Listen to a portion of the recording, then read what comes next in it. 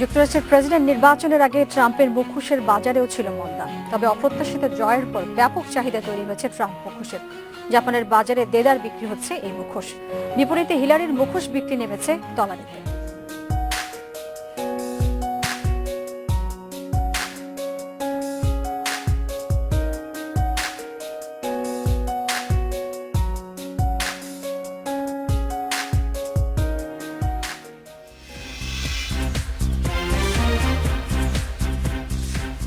এই ঘন্টা আপনাদের সঙ্গে আছে আমি খালেদ মেহেদী এবং সবশেষের খবর আলোচনার বিশ্লেষণ নিয়ে সাথে আছে আমি মাহমুদা মমিতা। খেলার মাঠের হার জিত এবং আনন্দ বেদনার সবশেষ খবর জানাচ্ছে আমি রুবাই ইফতেখার। তবে আগে জানিয়েছি শিরোনাম।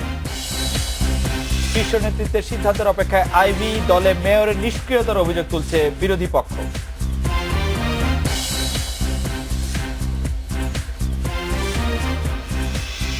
নাসিরনগর হামলা দলীয় কোন্দলে নয়, দাবি স্বরাষ্ট্রমন্ত্রীর। গোবিন্দগঞ্জে উচ্ছেদের ব্যাখ্যা চেয়ে রিট।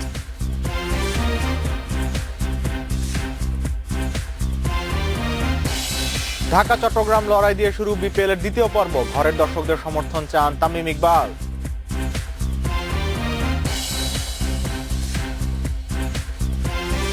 রাতনাটে বাংলাদেশ আজ মতামত পাঠানোর বিষয় খুলছে মালয়েশিয়ার শ্রমবাজার। মতামত পাঠাতে পারেন ফেসবুকে। আপনাদের মতামত জানিয়ে দিচ্ছি সংবাদের পরের অংশে। নারায়ণগঞ্জ সিটি নির্বাচনে মেয়র প্রার্থিতা নিয়ে আওয়ামী লীগের উচ্চ পর্যায়ের সিদ্ধান্তের দিকে তাকিয়ে সেলিনা হায়াত আইভি সকালে নিজ কার্যালয়ে ইন্ডিপেন্ডেন্ট টেলিভিশনকে এই কথা জানিয়েছেন তিনি। এদিকে মহানগর আওয়ামী লীগের সভাপতি আনোয়ার হোসেন আশা করছেন তৃণমূলের সিদ্ধান্ত অনুযায়ী তাকেই মনোনয়ন দেবে কেন্দ্রীয় আওয়ামী লীগ। মঙ্গলবার নারায়ণগঞ্জ মহানগর আওয়ামী লীগের বর্ধিত সভা থেকে মেয়র পদে ৩ জনের নাম প্রস্তাব করে দলের স্থানীয় সরকার মনোনয়ন বোর্ডে পাঠানো হয়, যেখানে বর্তমান মেয়র সেলিনা হায়াত আইভির নাম নেই। এজন্য শামীম ওসমানকেই দায়ী করছেন আইভি অনুসারীরা। ওই সভাকে একপেশে এবং একটি প্রভাবশালী মহল দ্বারা নিয়ন্ত্রিত বলে মন্তব্য করেছেন মেয়র আইভিও। এখানে গ্রুপিং থাকতে পারে, এখানে একে অন্যের পছন্দ নাও করতে পারে। তাছাড়া নির্বাচন আসলে একটা এখানে প্রতিযোগিতা থাকে, নেতৃত্বের প্রতিযোগিতা থাকে। সেই ক্ষেত্রে একজন আরেকজনকে কর্নার করার চেষ্টা করে। আমি হয়তো সেই মানে ঝামেলার মধ্যে পড়ে গেছি, হয়তো আমাকে হয়তো কোনো কারণে তারা দেয় নাই, কিন্তু এর মানে কিন্তু এই না যে আওয়ামী লীগের তৃণমূল নেতাকর্মীরা আমাকে চাচ্ছে না। কেবল দল নয়, মানুষের স্বতঃস্ফূর্ত সমর্থন পাওয়ার বিষয়ে আশাবাদী নারায়ণগঞ্জের মেয়র। তবে দলের শীর্ষ নেতৃত্ব যে সিদ্ধান্ত দেবে তা মেনে নেবেন তিনি। নেত্রী ভালো বুঝবেন না আমাকে কোথায় রাখতে হবে, কোথায় রাখতে হবে না। আমি এক কথাই বলতে চাচ্ছি যে দলীয় হাইকমান্ড যে সিদ্ধান্ত দিবে, যেহেতু দলীয় মনোনয়ন, আর আমি দলীয় মনোনয়নের বাইরে যেতে পারবো না, আমি সেই সিদ্ধান্ত মেনে নেব। সেটাও মেনে নেব। অন্যদিকে মহানগর আওয়ামী লীগ সভাপতি আনোয়ার হোসেনের দাবি, দলীয় রাজনীতিতে সক্রিয় না থাকার কারণেই আইভির নাম প্রস্তাব করেনি তৃণমূলের নেতারা। সে রাজনীতি বিমুখী হলো, তারপর কি আমি তার পাশে থাকতে পারি? শামীম ওসমান নির্বাচন করবে না, সে এমপি আছে। আমি দলের লোক হিসেবে নির্বাচন, আমি কোনো ব্যক্তির লোক হিসেবে নির্বাচন করি না। তবে আইভির দাবি, দলের জন্য সবসময় নিবেদিত প্রাণ থাকলেও উদ্দেশ্যমূলকভাবে তাকে বাদ দিয়েছে প্রভাবশালী একটি পক্ষ। 2011 সালে প্রথমবারের মতো নারায়ণগঞ্জ সিটি কর্পোরেশন নির্বাচনে আওয়ামী লীগের দলীয় সমর্থন না পেলেও সেলিনা হায়াত আইভি একই দলের নেতা শামীম ওসমানকে প্রায় 1 লাখ ভোটের ব্যবধানে হারিয়েছিলেন। তবে এবার সরাসরি প্রথমবারের মতো দলীয় প্রতীকে মেয়র নির্বাচন হওয়ায় প্রেক্ষাপট অনেকখানি পাল্টে গেছে। কেন্দ্রীয় হাইকমান্ড কি সিদ্ধান্ত নেন সেদিকেই তাকিয়ে রয়েছেন মনোনয়ন প্রত্যাশীরা। অনিমেষ কর, ইন্ডিপেন্ডেন্ট নিউজ, নারায়ণগঞ্জ। আমরা আগে আইভির যে অবস্থান দেখেছিলাম এবং এই নির্বাচনের উপলক্ষে তাকে যে উচ্চ পর্যায়ের সিদ্ধান্তের দিকে উনি তাকিয়েছেন এবং তার বিশ্বাসের কথা তিনি বলেছেন, আপনার কি মনে হয়? সত্যি কথা বলতে উচ্চ পর্যায়ে না, শেখ হাসিনা কালকে দেশে ফিরবেন। কালকে দেশে ফিরে তিনি সিদ্ধান্ত দিবেন তৃণমূল থেকে, নারায়ণগঞ্জের তৃণমূল থেকে আনোয়ার হোসেন সহ, যার কথা আমরা কিছুক্ষণ আগে শুনলাম, আনোয়ার সহ 3 জনের নাম পাঠানো হয়েছে। সেই 3 জনের মধ্যে থেকে নারায়ণগঞ্জ সিটি কর্পোরেশন নির্বাচনে মনোনয়ন দেওয়া হবে নাকি সেলিনা আইভিকেই এবার নৌকা তুলে দেবেন, সেটি শেখ হাসিনাই ঠিক করবেন। তবে যেটি অভিযোগ আইভির বিরুদ্ধে করা হচ্ছে যে দলের প্রতি নিষ্ক্রিয় থাকছেন তিনি, সেই অভিযোগটি একরকম প্রশংসা হিসেবে শেখ হাসিনা নিতে পারেন যে তিনি আসলে দলমত নির্বিশেষে দলের নিরপেক্ষ হয়ে নারায়ণগঞ্জের আওয়ামী লীগের মেয়র হতে পেরেছেন, নারায়ণগঞ্জ সিটি কর্পোরেশনের মেয়র হতে পেরেছেন, তিনি আওয়ামী লীগের দলীয় হয়ে থাকেন নাই। আসলে তার জন্য অপেক্ষা করতে হবে আমরা শেখ হাসিনার জন্য আমাদের অপেক্ষা করতে হবে। শেখ হাসিনা কি সিদ্ধান্ত নেন বা শেখ হাসিনা আসার পরে কি সিদ্ধান্ত জানিয়ে দেওয়া হয় নারায়ণগঞ্জবাসীকে তার উপরে নির্ভর করবে এবার নৌকা মার্কায় কে নারায়ণগঞ্জ একটা সেনসিটিভ জায়গা, ওখানে আসলে কি হয় সেটি দেখার বিষয়। সেনসিটিভ বাংলাদেশের সব জায়গায়, মানে আপনি নারায়ণগঞ্জ বাংলাদেশের সেনসিটিভ সব জায়গায়, ব্রাহ্মণবাড়িয়া, নারায়ণগঞ্জ, নরসিংদী, লালমনিরহাট, গাজীপুর কোনোটাই এর বাইরে নয়। মূল যে ব্যাপারটির দিকে নারায়ণগঞ্জবাসী এখন তাকিয়ে থাকতে পারে যে আসলে যদি সেলিনা হায়াৎ আইভীকে নমিনেশন দেওয়া হয় তাহলে সেলিনা হায়াৎ আইভী অনেকখানি এগিয়ে থাকবেন। যদি নমিনেশন না দেওয়া হয় এবং সেলিনা হায়াৎ আইভী যদি নির্বাচন করেন, যদিও তিনি আজকে বলছেন যে তিনি দলের মনোনয়নের বাইরে তবে আগের নির্বাচনে তার যে অবস্থান ছিল তিনি কিন্তু অনেকটাই সম্মান দেখিয়েছেন। এবার তিনি বলেছেন যে দলের সিদ্ধান্তই মেনে নেবেন। দলের সিদ্ধান্ত মেনে নেওয়ার এটি আসলে এবারেই যে তার প্রথম সিদ্ধান্ত ব্যাপারটি এরকম নয়। গতবার যেটি হয়েছে, আইভী গতবার বলেছিলেন যে যেহেতু স্থানীয় সরকার নির্বাচনে সরাসরি ভাবে আওয়ামী লীগ বা বিএনপি করার সুযোগ নাই, সেই ক্ষেত্রে আওয়ামী লীগের থেকে কে মনোনয়ন পেয়েছেন তার চেয়েও বাইরে আমি এটাতে প্রতিদ্বন্দ্বিতা করতে চাই। এবং আপনার নিশ্চয়ই মনে থাকবে নির্বাচিত হয়ে তিনি গণভবনে গিয়েছেন, শেখ হাসিনা তাকে বুকে জড়িয়ে ধরেছেন, তাকে বাপের বেটি বলেছেন। সুতরাং মানে এটি, কিন্তু এবারের ব্যাপারটি আলাদা। এইবার যদি তাকে হাইকমান্ড না বলার পরও তাকে নির্বাচন করতে হয় তাহলে কিন্তু নৌকা মার্কার এগেইনস্টে তার নির্বাচন করতে হবে। সেটি হয়তো শেখ হাসিনা আসলে পরে হয়তো বোঝা যাবে কি হতে যাচ্ছে। করতেও চাইবেন। যাই হোক, খালেদ, আমাদের তো অন্যান্য খবর আছে, জানিয়ে দিচ্ছি। জাতীয় সংসদ নির্বাচনকে সামনে রেখে প্রস্তুতি নিতে শুরু করেছে বিএনপি। প্রার্থী তালিকা তৈরি এবং নির্বাচনী ইশতেহার প্রণয়নে বিশেষজ্ঞদের নিয়ে কমিটি করা হয়েছে। আগ্রহী প্রার্থীরা কেন্দ্রে তদবির করার পাশাপাশি যাতায়াত বাড়িয়েছেন নিজেদের নির্বাচনী এলাকায়। আগামী সংসদ নির্বাচনে যাওয়া নিয়ে পরিষ্কার কোনো বক্তব্য এখনো দেয়নি বিএনপি। তবে থেমে নেই দলীয় প্রস্তুতি, তৈরি হচ্ছে সম্ভাব্য প্রার্থী তালিকা, কেন্দ্রীয় নেতাদের কাছে দৌড়ঝাঁপ করছেন তৃণমূলের নেতারা। নির্বাচনে পরিচ্ছন্ন ইমেজের জনপ্রিয় প্রার্থী খুঁজছে দলের সার্চ কমিটি। ইশতেহার প্রণয়নে গঠন করা হয়েছে বিশেষজ্ঞ কমিটি। তবে সবকিছু নির্ভর করবে নির্বাচন সুষ্ঠু করার আনুষ্ঠানিক নিশ্চয়তা পাবার উপর। বিএনপি একটি নির্বাচনমুখী দল। সবচেয়ে বড় প্রস্তুতি হচ্ছে মনের প্রস্তুতি। তারা মন থেকে সিদ্ধান্ত নিয়েছে যেটা করা হবে, কিন্তু তার সঙ্গে সঙ্গে নির্বাচনের একটা অনুকূল পরিবেশও সৃষ্টি করতে হবে। নির্বাচনী তফসিল যখন ঘোষণা করা হবে আমরা দেখব যে ভোট জনগণ দিতে পারবে কিনা এবং জনগণ যেখানে ভোট দেবে সেইখানে গণনা হবে কিনা এবং সে ভিত্তিতেই রায় দেয়া হবে কিনা, সেজন্যই আমরা অপেক্ষা করছি। বিএনপির মতো বড় দলে প্রার্থী সংকট নেই দাবি করে নেতারা বলছেন নির্বাচনের জন্য বিএনপি সব সময় প্রস্তুত। আমাদের একাধিক প্রার্থী আছে প্রত্যেক এলাকায়, শুধু আমাদের প্রার্থী সংকট নেই এবং প্রত্যেকে যার যার এলাকায় সেভাবে সে হাঁটাচলা করছে। আগামী নির্বাচনে সম্ভাব্য প্রার্থী হতে পারেন এমন নেতাদের মতামতকে প্রাধান্য দিয়ে দেশের সব এলাকায় কমিটি করার কাজ নভেম্বরের মধ্যে শেষ করার নির্দেশ দিয়েছেন দলের চেয়ারপারসন খালেদা জিয়া। সম্ভাব্য যেসব প্রার্থীকে সরকার নির্বাচনের বাইরে রাখার চেষ্টা করবে সেখানে এখন থেকেই বিকল্প কয়েকজন প্রার্থী তৈরি করার কৌশল নিয়েছে দল। Jahanara Parvin, independent news, Dhaka. নাসিরনগরে হামলা কারণ দলীয় কোন্দল নয় বলে দাবি করেছেন স্বরাষ্ট্রমন্ত্রী আসাদুজ্জামান খান কামাল। তিনি বলেন এটি একটি ষড়যন্ত্র, দলীয় কোন্দল হলে প্রধানমন্ত্রীকে আগেই জানানো হতো। স্বরাষ্ট্রমন্ত্রী বলেন এই ঘটনায় পুলিশের তদন্ত কমিটির প্রতিবেদনের ব্যাপারে তিনি কিছুই জানেন না। ৩০ অক্টোবর ব্রাহ্মণবাড়িয়ার নাসিরনগরে হিন্দুদের উপর হামলা চালায় দুর্বৃত্তরা। এই ঘটনায় চট্টগ্রাম রেঞ্জের অতিরিক্ত ডিআইজি সাখাওয়াত হোসেনের নেতৃত্বে ৪ সদস্যের তদন্ত কমিটি করে পুলিশ সদর দপ্তর। অভিযোগ পাওয়া যায় স্থানীয় আওয়ামী লীগের কোন্দলের কারণে নাসিরনগরে হামলা হয়। সংবাদ মাধ্যমে প্রকাশ হয়েছে পুলিশের তদন্ত প্রতিবেদনেও পাওয়া গেছে একই তথ্য। কিন্তু স্বরাষ্ট্রমন্ত্রী বললেন এই প্রতিবেদনের বিষয়ে তার কাছে কোনো তথ্য নেই।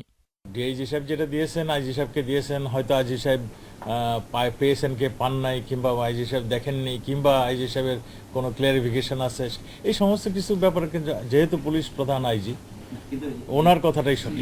বরং দলীয় কোন্দলের বিষয়টি অস্বীকার করলেন তিনি। দলীয় কোন্দলের আভাস আমি যদি পেতাম আমি তাহলে মাননীয় প্রাইম মিনিস্টারকে বলতাম। আমি যেটা দেখেছি যে এটা হয়তো কেউ ষড়যন্ত্র কিংবা কেউ উদ্দেশ্যমূলকভাবে এটা করেছে, আমাদের কাছে প্রতীয়মান হয়েছে। হামলাকারীদের বিরুদ্ধে দ্রুত ব্যবস্থা নেয়ার আশ্বাস দেন স্বরাষ্ট্রমন্ত্রী। এ সময় তিনি জানান, গাইবান্ধায় গৃহহীন সাঁওতালদের বাড়ি তৈরি করে দেওয়ার নির্দেশ দিয়েছেন প্রধানমন্ত্রী। সুন্দরভাবে করতে পারে তার একটা ব্যবস্থা। Mizanur Rahman, independent news, Dhaka. গোবিন্দগঞ্জের সাঁওতাল পল্লীতে হামলা এবং উচ্ছেদের ঘটনায় আইনগত পদক্ষেপের প্রতিবেদন দেওয়ার নির্দেশনা চেয়ে হাইকোর্টে রিট করেছে 3টি মানবাধিকার সংগঠন। হামলার সময় পুলিশ কোন ক্ষমতা বলে গুলি চালিয়েছিল তার ব্যাখ্যাও চাওয়া হয়েছে। আইন এবং সালিশ কেন্দ্র সহ 3টি সংগঠনের পক্ষে দুপুরে রিট আবেদন করেন আইনজীবী জেডাই খান পান্না। বৃহস্পতিবার এর উপর শুনানি হতে পারে বলে জানিয়েছেন রিটকারী আইনজীবী। স্বরাষ্ট্র সচিব, জনপ্রশাসন সচিব, শিল্প সচিব, পুলিশ মহাপরিদর্শক সহ 11 জনের কাছে জবাব চাওয়ার নির্দেশনা চেয়েছেন রিটকারীরা। সাঁওতালদের চলাচল নির্বিঘ্ন এবং ক্ষতিগ্রস্তদের ক্ষতিপূরণ দেওয়ার নির্দেশনাও চাওয়া হয়েছে রিটে। গত 6 নভেম্বর গাইবান্ধার গোবিন্দগঞ্জে চিনিকলের জমি দখল নিয়ে শ্রমিক কর্মচারীদের সঙ্গে সাঁওতালদের সংঘর্ষ হয়। এ সময় নিহত হন 3 জন। তাদের ঘরবাড়ি পোড়াই দিছে যারা, তাদের বিরুদ্ধে কি পদক্ষেপ গ্রহণ করা হয়েছে, তাদেরকে একটা জায়গাতে কনফাইন করে রাখা হয়েছে, সেটা যাতে অনতিবিলম্বে তাদেরকে মুক্ত করা হয় এবং তাদের চলাফেরার যে স্বাধীনতা সেটা যাতে কোনো প্রকারেই ব্যাহত না হয়, এবং দোষী ব্যক্তিদের বিরুদ্ধে কি কি পদক্ষেপ নেওয়া হলো সেই বিষয়টা আমরা সুনির্দিষ্টভাবে জানতে চেয়েছি। দুর্নীতি মামলার সাজাপ্রাপ্ত সরকারি এমপি আব্দুর রহমান বদির 6 মাসের অন্তর্বর্তী জামিন মঞ্জুর করেছে হাইকোর্ট। একই সঙ্গে তার জরিমানার আদেশও স্থগিত করা হয়েছে। সম্পদের তথ্য গোপনের মামলায় কারাগারে পাঠানোর 14 দিনের মাথায় জামিন হলো তার। নিম্ন আদালতের সাজার রায়ের বিরুদ্ধে বদির করা আপিল শুনানি শেষে এ রায় দেয় হাইকোর্ট। 2 নভেম্বর সম্পদের তথ্য গোপনের দায়ে কক্সবাজার 4 আসনের সরকার দলীয় সংসদ সদস্য আব্দুর রহমান বদিকে 3 বছরের কারাদণ্ড দেয় নিম্ন আদালত। একই সঙ্গে তাকে 10 লাখ টাকা অর্থদণ্ড, অনাদায়ে আরও 3 মাসের কারাদণ্ডাদেশ দেওয়া হয়। রায়ের বিরুদ্ধে উচ্চ আদালতে আপিল করেন বদি। আবেদন গ্রহণ করে শুনানি শেষে বিচারপতি রুহুল কুদ্দুসের একক বেঞ্চ তাকে 6 মাসের অন্তর্বর্তীকালীন জামিন দেয়। বিচারিক আদালতের 10 লাখ টাকা জরিমানার আদেশও স্থগিত করা হয়। আপিল গৃহীত হয়েছে এবং জনাব আব্দুর রহমান বদির 6 মাসের অন্তর্বর্তীকালীন জামিন আজকে মঞ্জুর হয়েছে। সেই সাথে উনার যে ফাইন ছিল 10 লাখ টাকা সেটা স্থগিত হয়েছে। দুদক আইনের যে ধারায় বদিকে জামিন দেওয়া হয়েছে তার বিরুদ্ধে আপিল করার কথা জানিয়েছে দুদক। সেন্টেন্স সাসপেন্ড হওয়া আন্ডার সেকশন 426(2)তে সেটাতে পরিষ্কার লেখা থাকতে হবে সেন্টেন্স ইজ হিয়ারবাই সাসপেন্ডেড। এই সেন্টেন্স যদি সাসপেন্ডেড থাকে তাহলে উনি ক্লেম করতে পারবে আমি সংসদ সদস্য আছি, সেখানেও ডিবেট আছে, সেখানেও অ্যাপিলেট ডিভিশনের জাজমেন্ট আছে। কাজে উনি সংসদ সদস্য এই কথাটা বলার এখনো সময় আসেনি। 2014 সালে জ্ঞাত আয় বহির্ভূত সম্পদ অর্জন ও তথ্য গোপনের অভিযোগে সাংসদ বদির বিরুদ্ধে মামলা করে দুর্নীতি দমন কমিশন। গত বছরের 7 মে এই মামলায় অভিযোগপত্র দেয় দুদক। 8 সেপ্টেম্বর আদালতে অভিযোগপত্র গঠনের মধ্য দিয়ে মামলার বিচার কাজ শুরু হয়। বিচার শেষে তথ্য গোপনের দায়ে কারাদণ্ড দেয়া হয় সংসদ সদস্য বদিকে। Hasan Misbah, independent news. আব্দুর রহমান বদির সংসদ সদস্য পদ নেই বলে দাবি করেছেন দুদকের আইনজীবী খুরশিদ আলম। বদির জামিন আদেশের বিরুদ্ধে কাল আপিল করা হবে বলে ইন্ডিপেন্ডেন্ট টেলিভিশনকে জানিয়েছেন তিনি। সেন্টেন্স কিন্তু সাসপেন্ড নাই, যেহেতু ওনার সেন্টেন্সটা সাসপেন্ড নাই, ফাইনটা স্টে হয়েছে, আপিল মঞ্জুরি হওয়া মানে এটা না হি হ্যাজ বিন অ্যাকুইটেড। কাজেই সেন্টেন্স এখনো সাসপেন্ড হয় নাই, কাজেই ইজ স্টিল উনি সংসদ সদস্য হিসেবে দাবি করার কোনো এখতিয়ার নাই। আমরা কালকে দুটো পদক্ষেপ নিব, একটা হলো আজকের জামিনের স্থগিত আবেদন করব মহামান্য আপিল বিভাগের চেম্বার জজে, আর আব্দুর রহমান বদি যেই অংশ থেকে খালাস হয়েছেন জ্ঞাত আয় বহির্ভূত সম্পদ তার এগেইনস্টে আমরা হাইকোর্ট ডিভিশনে কালকে সকালে আপিল দায়ের করব। এবার একটা বিরতি নিচ্ছি।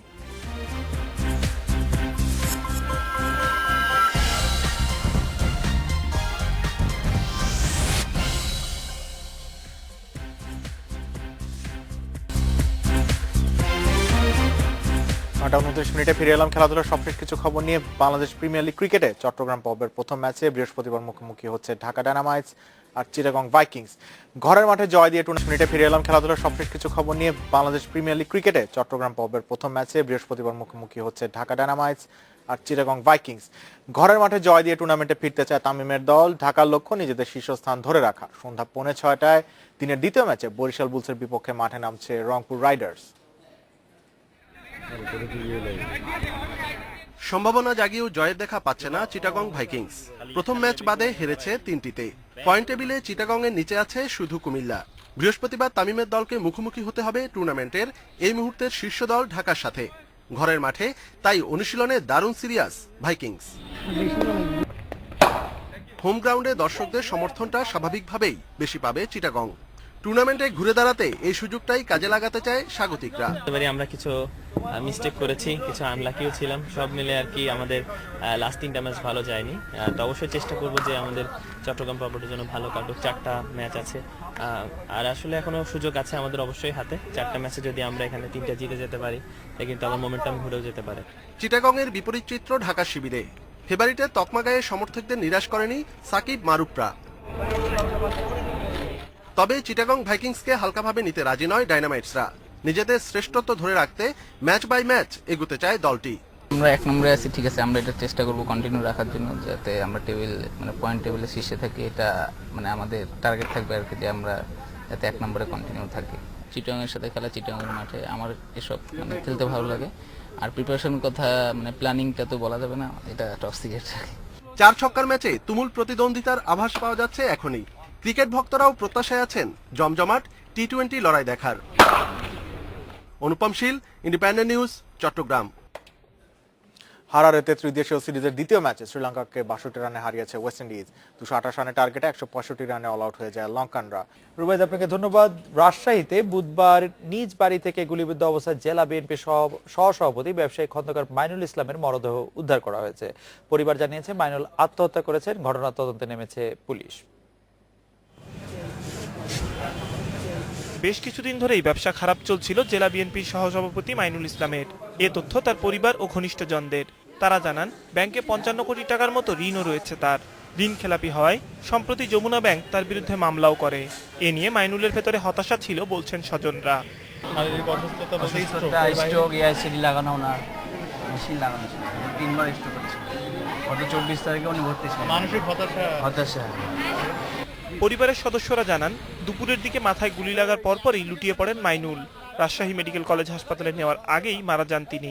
যখন একটা মানুষ মারা যাবে তখন তার ইচ্ছে যে রিডিং আসবে না, কোনো একদম প্লেন চলে আসবে। হ্যাঁ, যে আমাদের ইলেকট্রিক্যাল যে শ্যাডোগুলো আসে ইলেকট্রনের মুভমেন্টের জন্য, সেগুলো একদম ফ্ল্যাট আসে, সেটাই আসছে। আমরা ব্লড দেখে চেয়ে পাচ্ছি, এখন আমরা মর্গে পাঠাবো।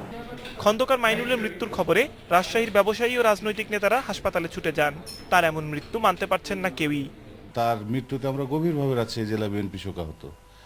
আগামী দিনে আমরা আসলে এটা প্রকৃত ঘটনাটা কি, এ ব্যাপারটা সকলের, আপনাদের মাধ্যমে সকলেই এ ব্যাপারটা দেখা দরকার।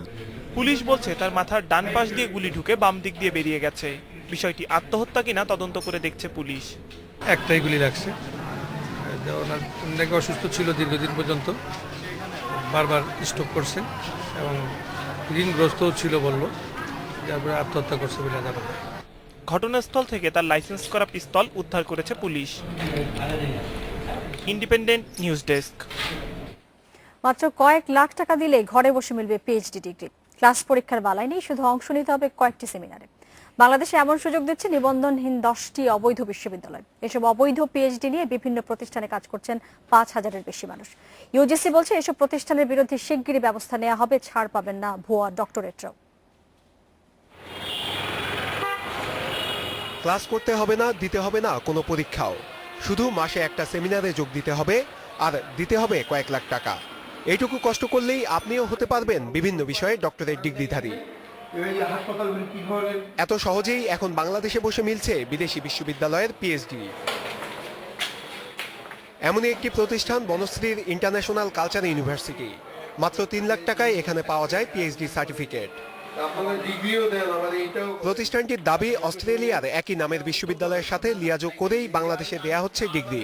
তবে এই সার্টিফিকেট বাংলাদেশে অবৈধ স্বীকার করছেন প্রতিষ্ঠানটির কর্মকর্তারাও। ইউনাইটেড নেশনসের আওতায় যেগুলো আছে সেগুলোতে অ্যাপ্লাই করতে পারবেন। তো বাংলাদেশের ব্যাপারটা হচ্ছে যে আমরা বলি না যে বাংলাদেশে আপনি পারবেন। বাংলাদেশের কথা যখন বলছেন তখন আমি বলছি যে এটা বাংলাদেশে হবে না। আইন অনুযায়ী দেশের কোনো বেসরকারি বিশ্ববিদ্যালয় দিতে পারে না পিএইচডি ডিগ্রি। এছাড়া বিদেশি কোনো বিশ্ববিদ্যালয়ও বাংলাদেশি প্রতিষ্ঠানের সাথে চুক্তি করে দিতে পারবে না এই ডিগ্রি। বিশ্ববিদ্যালয় মঞ্জুরি কমিশন বলছে এমন 10টি বিশ্ববিদ্যালয়ের তালিকা আছে তাদের কাছে।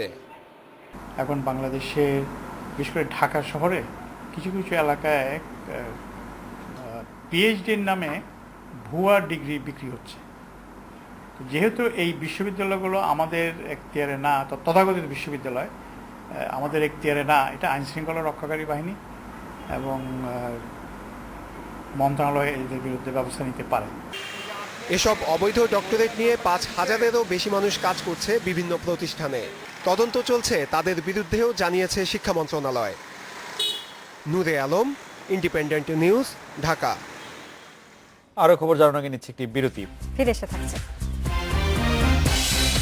পথনাটকের রজত জয়ন্তী উৎসবের উদ্বোধন হলো রাজধানীতে।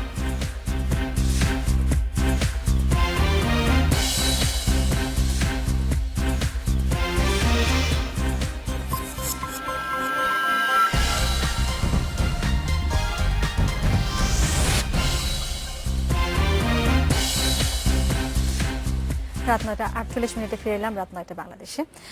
খালেদ, আমরা যে বিষয়টির জন্য আজকে মতামত চেয়েছিলাম যে খুলছে মালয়েশিয়ার শ্রম বাজার, এই বিষয়ে বেশ কিছু মতামত এসেছে। আসলাম তিনি বলছেন যে মালয়েশিয়া যারা আছে তারাই তো কোনো কাজ পাচ্ছে না, আবার জনবল নিয়ে তারা কি করবেন। আবার সাগর বলছেন যে ভিসা পেতে যাতে শ্রমিকদের হয়রানি না হয় সেদিকে সরকারের নজর দেওয়া উচিত। এবং জামাল তিনি বলছেন যে হয়রানির বিষয়টি তুলেছেন, যে হয়রানি ছিল শ্রমিক পাঠাতে পারলে মালয়েশিয়ার শ্রম বাজার হয়তো আমাদের জন্য ভালো ভাগ্য বয়ে আনবে। সাবিয়া বলছেন মালয়েশিয়াতে যারা অবৈধভাবে আছে তাদের বৈধ করার জন্য সরকারের উদ্যোগ নেওয়া উচিত। তুষার বলছেন দালালের দিকে ভালোভাবে লক্ষ্য রাখতে হবে, জনসাধারণকে সচেতন থাকতে হবে যাতে দালালের খপ্পরে না পড়ে। লিটনের মতে মালয়েশিয়ার শ্রম বাজার খুলছে, এটা কি শুধু মুখের কথা নাকি সত্যি? কারণ এর আগেও কয়েকবার শুনেছি। মশহুর বলছেন মালয়েশিয়ার শ্রম বাজার খুলে দিলেই দুই দেশের সম্পর্ক আরো সুদৃঢ় হবে। রাসেল বলছেন মালয়েশিয়ার শ্রম বাজার খুললে বাংলাদেশের জন্য খুবই ভালো একটা সৎ ব্যবহার করতে হবে। আতিক বলছেন সরকারকে ধন্যবাদ, তবে সঠিকভাবে যাতে লোক পাঠানো হয় সেদিকে নজর রাখতে হবে। সালমান বলছেন কেউ যেন অর্থ দিয়ে প্রতারিত না হয়, সরকারের সঠিক পদক্ষেপ নিয়ে শ্রমিক পাঠানো উচিত। খালেদ এবং মমিতা, যখনই এ ধরনের ঘোষণা আসে আমরা ঠিক তার প্রসেসটা শুরু হয়ে যাবার 1 মাস বা 1.5 মাস পরে, জি 1 বা 1.5 মাস পরে আমরা বিভিন্ন ধরনের অভিযোগ পেতে থাকি, প্রতারিত হবার, বেশি টাকা নিয়ে পাঠানোর, যে শর্তটি দিয়ে তাকে পাঠানো হয়েছে সেই শর্তের কোনোটি পূরণ না করার। তো এই ধরনের, তবে এইবার সেগুলিতে আছেই রুবাইদ। এইবার সবচেয়ে বড় চ্যালেঞ্জ হচ্ছে প্রবাসী কল্যাণ মন্ত্রী নুরুল ইসলাম জেসি, তিনি অলরেডি বলে দিয়েছেন 2 সপ্তাহের মধ্যে শ্রমিক যাবে মালয়েশিয়া। 2 সপ্তাহ মানে আমরা ক্যালেন্ডারে দাগ দিয়ে রেখেছি। এখন আজকে যদি 16 নভেম্বর হয়, আমরা আশা করছি 30 নভেম্বর। এখন প্রবাসী মন্ত্রী এই কথা যখন বলছেন, তিনি আশা করছেন শিগগিরই চাহিদা পত্র মিলবে, যেটি হচ্ছে সবচেয়ে ভয়ঙ্কর। তার হাতে এখনো চাহিদা পত্র নেই, সুতরাং তিনি কবে নাগাদ আসলে পাঠাতে পারবেন এবং কয়জন লোক পাঠাতে পারবেন সেটা তিনি এখনো জানেন না। তবে আমরা আশা করছি যে এবার তিনি সত্য কথাই বলছেন। যাই হোক, দর্শকদের ধন্যবাদ, তারা নানা রকম মতামত আমাদের কাছে পাঠিয়েছেন। পরে খবরটিতে চলে যাচ্ছি। বাংলাদেশ পথনাটক পরিষদের নিয়মিত পথনাটক অভিনয়ের বার্ষিক কর্মসূচির 25 বছর পূর্তি হচ্ছে আগামী বছর। এ উপলক্ষে রাজধানীতে শুরু হয়েছে রজত জয়ন্তী উৎসব। বুধবার বিকেলে প্রায় 7 মাস ব্যাপী উৎসবের উদ্বোধন হয়েছে কেন্দ্রীয় শহীদ মিনার প্রাঙ্গণে। 90-এর স্বৈরাচার বিরোধী গণ অভ্যুত্থানের পরপরই আত্মপ্রকাশ করে বাংলাদেশ পথনাটক পরিষদ। এরপর 1992 সাল থেকে রাজধানীর সোহরাওয়ার্দী উদ্যানে প্রতি শীত মৌসুমে শুক্রবার চলছে পথনাটক প্রদর্শনী। নিয়মিত পথনাটক অভিনয়ের এই কর্মসূচির 25 বছর পূর্তি আগামী বছর। আর এই উপলক্ষে পথনাটককে ছড়িয়ে দেওয়ার উদ্যোগ নিয়েছে বাংলাদেশ পথনাটক পরিষদ। শহীদ মিনার, বিশ্ববিদ্যালয় এলাকা, মিরপুর, উত্তরা, দনিয়া, যাত্রাবাড়ি, বাহাদুর শাহ পার্ক প্রতি শুক্রবারে 4 থেকে 5টি নাটক অভিনীত হবে। জঙ্গিবাদ, নারী ও শিশু নির্যাতন সহ সাম্প্রতিক সময়ে সব অপশক্তি মোকাবেলার আহ্বান জানিয়ে উৎসবের উদ্বোধন করেন সংস্কৃতি মন্ত্রী আসাদুজ্জামান নূর।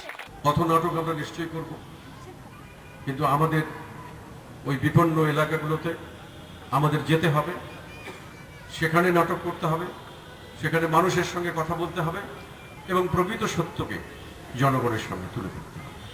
উদ্বোধনী সঙ্গীত পরিবেশন করে প্রাচ্যনাট। এরপর মঞ্চস্থ হয় বাংলাদেশ পথনাটক প্রযোজিত হত্যা ধর্ষণ বিরোধী নাটক শিকারী। মানন হীরার রচনায় নাটকটির নির্দেশনা দিয়েছেন নাসির উদ্দিন ইউসুফ। রেপ একটা অত্যন্ত সংবেদনশীল এবং খুবই দৃষ্টিকটু একটি দৃশ্যায়ন হয়, সেজন্য আমি চেষ্টা করেছি নাটকটাকে নিয়ে যেটি যেন এটি ভিজুয়ালি যেন সবার কাছে খুব হৃদয়গ্রাহী হয়। প্রতি শুক্রবার রাজধানীর বিভিন্ন এলাকায় হবে পথনাটক প্রদর্শনী, চলবে আগামী বছরের 1 মে পর্যন্ত। Tabina Shabnam, independent news, Dhaka. বিশ্বের বিখ্যাত ব্যক্তিদের মুখোশ তৈরি হয় জাপানে। নির্বাচনে জয়ের পর যুক্তরাষ্ট্রের নতুন প্রেসিডেন্ট ডোনাল্ড ট্রাম্পের মুখোশের চাহিদা বেড়ে গেছে কয়েক গুণ। প্রতিটি মুখোশ বিক্রি হচ্ছে $22। যুক্তরাষ্ট্রের প্রেসিডেন্ট নির্বাচন প্রচারণায় বিতর্কিত মন্তব্য করে পুরো বিশ্বে নজর কেড়েছে ডোনাল্ড ট্রাম্প। তার উপর সাবেক পররাষ্ট্রমন্ত্রী ও ডেমোক্র্যাট প্রার্থী হিলারি ক্লিন্টনকে পরাজিত করে তাক লাগিয়ে দেন ট্রাম্প। জাপানে তৈরি হচ্ছে ট্রাম্পের মুখোশ। বিজয়ী হওয়ায় মুখোশের চাহিদাও বেড়ে গেছে। বাড়তি চাহিদা মেটাতে মুখোশ তৈরিতে ব্যস্ত জাপানের প্রতিষ্ঠানটি। নির্বাচনের আগে আমরা প্রতিদিন গড়ে ট্রাম্পের ৪৫টি মুখোশ তৈরি করতাম, কিন্তু চাহিদা বেড়ে গেছে। এখন ৩৫০ মুখোশ বানাতে হবে, তাই বিরামহীন কাজ করছি আমরা।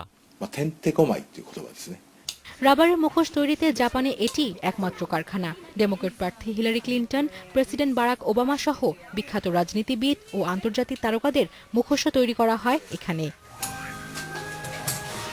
সায়রা খান, ইন্ডিপেন্ডেন্ট নিউজ। এই ছিল রাত ৯টায় বাংলাদেশের আয়োজনে।